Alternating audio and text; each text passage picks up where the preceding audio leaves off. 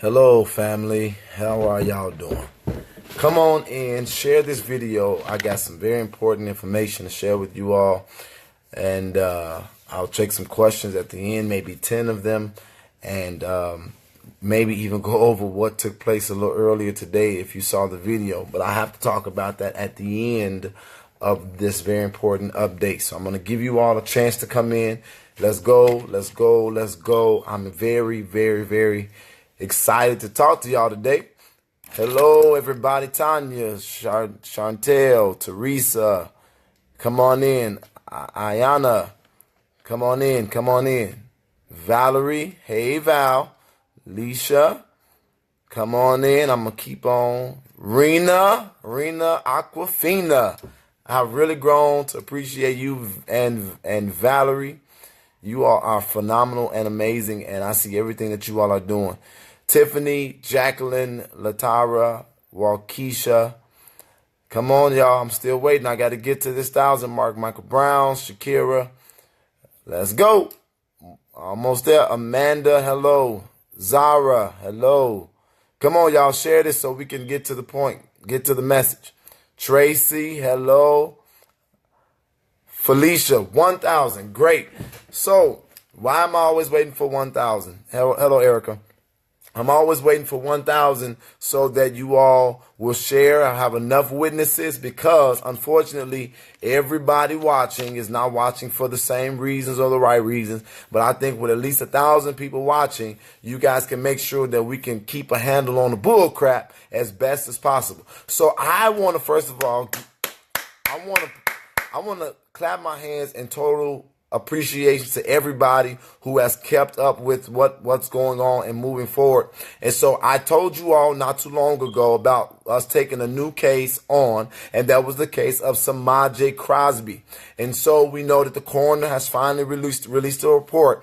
But I want to tell you this. We have not even went to Joliet yet, but they had got wind that we were coming. Are y'all hearing what I'm saying? They had got wind that we were coming.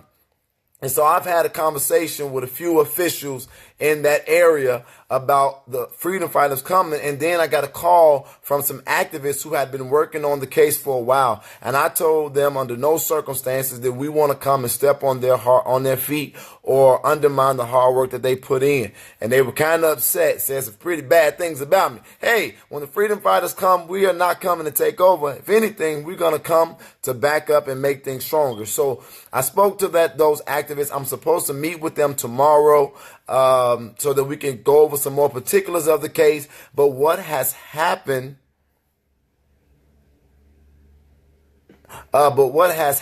is you all, oh my God, you all started sharing justice for Semaj, justice for Semaj. People started looking into the case. Y'all start sharing it again. Literally, you all unearthed it, brought it back up. And so I called and literally got when I tell y'all, nothing but 100% cooperation from every individual, every official in Joliet, Springfield, everywhere we call, trying to figure out what was going on with this case. We've got nothing but cooperation, and they were even aware that we were coming. So I'm telling y'all, I don't know what this is. I don't know what this is going to become. But when I tell y'all it's so amazing, it's literally so amazing. So I'm sitting here, and today, the father of Semaj has done an interview. And let's make this clear. We are not taking credit for this. There were some individuals who have been fighting for a while for Semaj, and the activism that has been working with the father. But I don't care. Let's not get it twisted. You all sharing the message that we were coming, and you all unearthing it and putting justice for Semaj back out there, put pressure. It brought awareness. And so we're not taking credit, but I can definitely say we were effective already in helping out. And so today, Semaj's father finally spoke out, and I'm going to share with you guys what he said. So many rumors about the case circulating on social media, but he is waiting for the truth. He's speaking publicly for the first time because he wants charges filed wherever the facts lead.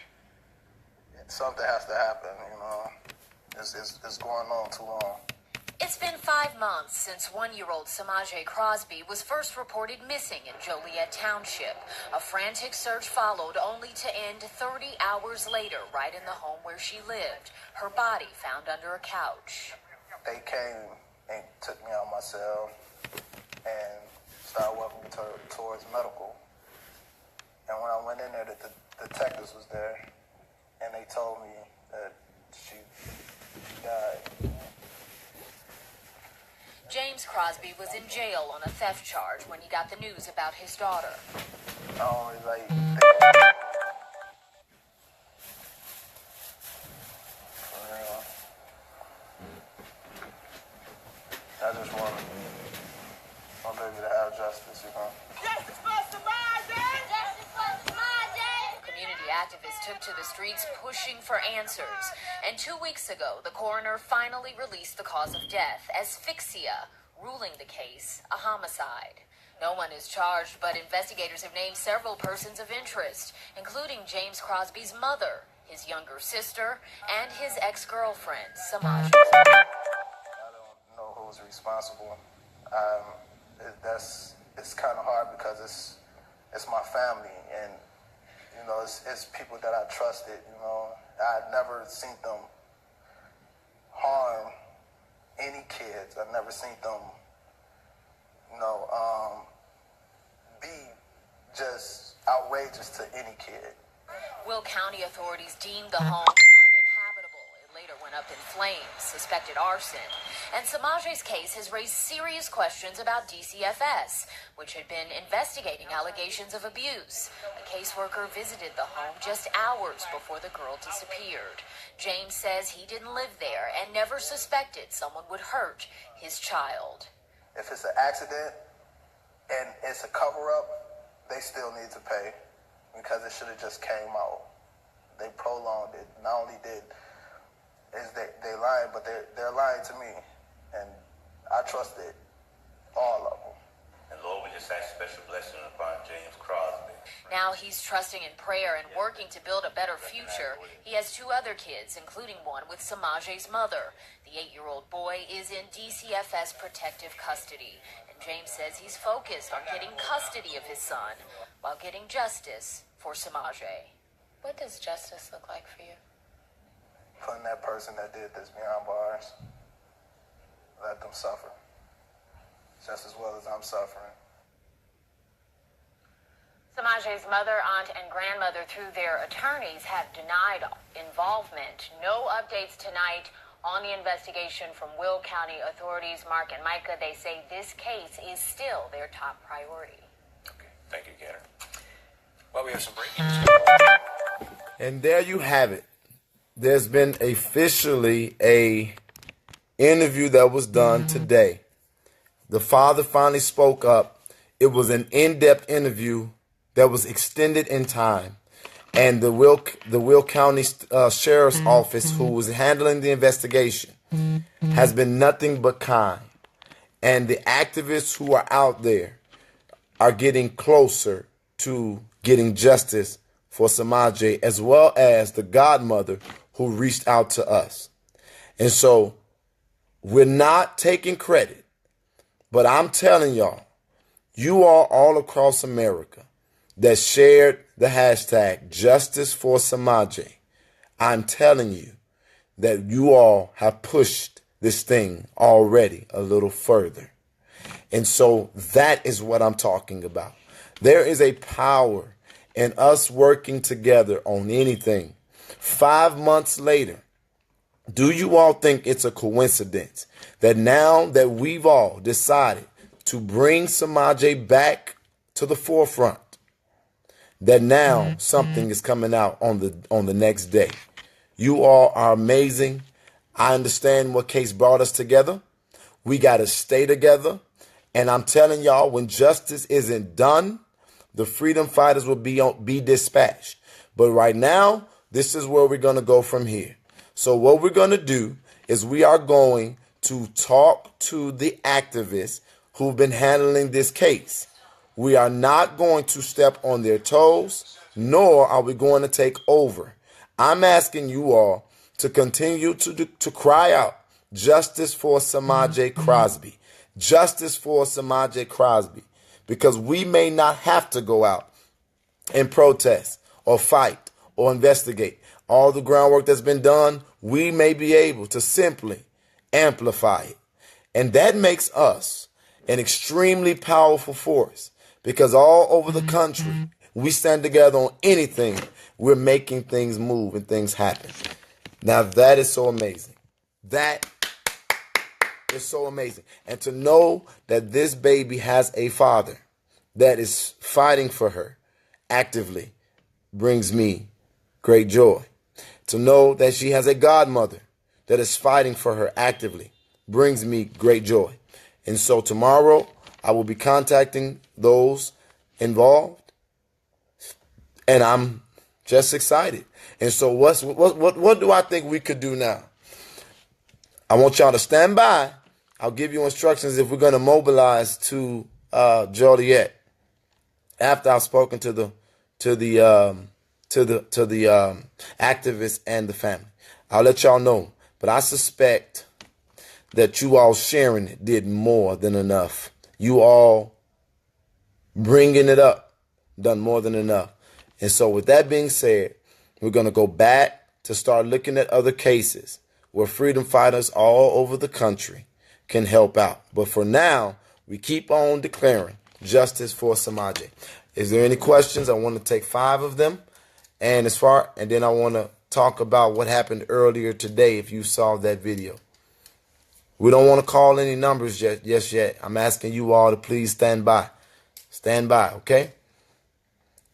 Stand by and keep on making justice for Semaj your message. Keep it trending. Keep it in your justice for Semaj Crosby.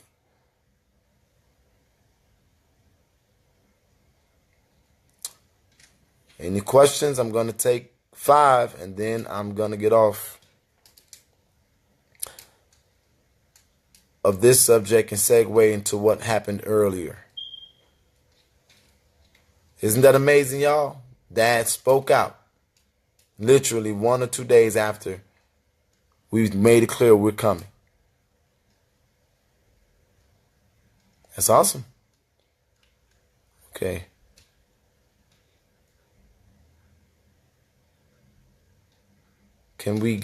Is there any questions? I don't think there's any questions so far. So if there is no questions, then great.